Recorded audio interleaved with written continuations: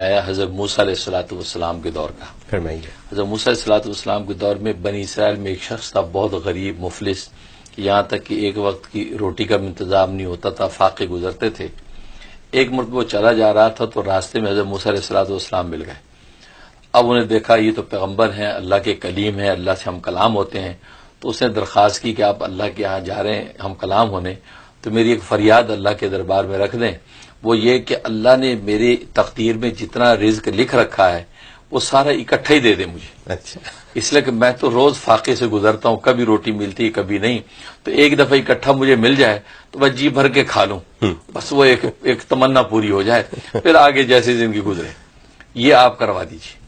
تو حضرت موسیٰ علیہ الصلوۃ والسلام اللہ کے سے ہم کلام ہوئے، تو یہ فریاد اس کی رکھی تو اللہ تبارک و تعالی نے قبول فرما لی، اور چند بکریاں اور کچھ گندم کی بوریاں، اناج، یہ اس کے حوالے کر دیا گیا کہ یہ تمہارا مقدر رزق ہے، یہ تمہارے سپرد۔ اچھا۔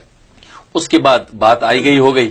حضرت موسیٰ علیہ الصلوۃ والسلام کو ایک سال کے بعد یاد آیا کہ یار وہ ایک آدمی نے یہ کیا تھا اور اس کو یہ رزق مقدر مل گیا تھا، تو اس کے بعد پتہ نہیں کیا ہوا، جب وہ کھا چکا ہوگا تو پھر کیا ہو رہا ہوگا۔ تو حضرت موسیٰ کو تجسس ہوا، آپ اسی جھونپڑے کی طرف گئے جہاں جس جھونپڑے کے پاس وہ ملا تھا، تو وہاں جب گئے تو وہاں تو ایک بڑا عظیم شان محل ہے، وہاں کوئی جھونپڑا نہیں ہے، بڑے حیران، محل کا دروازہ بڑا دروازہ، اندر دیکھا مہمان ہے، دسترخوان لگے ہوئے ہیں، لوگ کھا رہے ہیں پی رہے ہیں، آگے بڑھ کے دیکھا تو مین شاہی تخت پہ وہی شخص بیٹھا، اچھا، وہ جناب شاہی لباس پہنا ہوا ہے، اور مہمان اس کے دوست احباب کھا پی رہے ہیں۔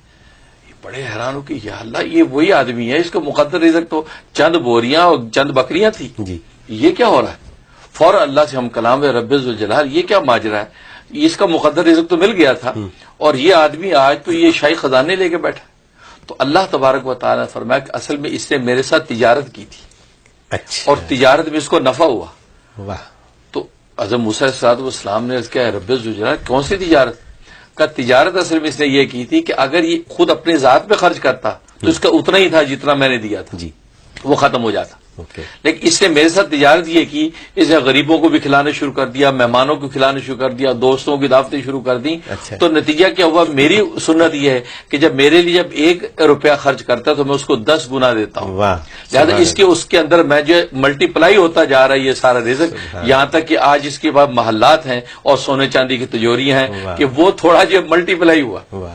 یہ ہے زکوٰۃ کی برکت، زکوٰۃ اور صدقات کی برکت، کہ اللہ کے راستے میں خرچ کرنے کی برکات دیکھیے کہ انسان اپنی ذات پہ خرچ کرے تو اتنا ہی ہوگا، لیکن جب اس نے دوسروں کو دینا شروع کر دیا تو اللہ تبارک و تعالیٰ اس کو کیسے ملٹی پلائی کرتے ہوئے آگے بڑھاتے رہتے ہیں۔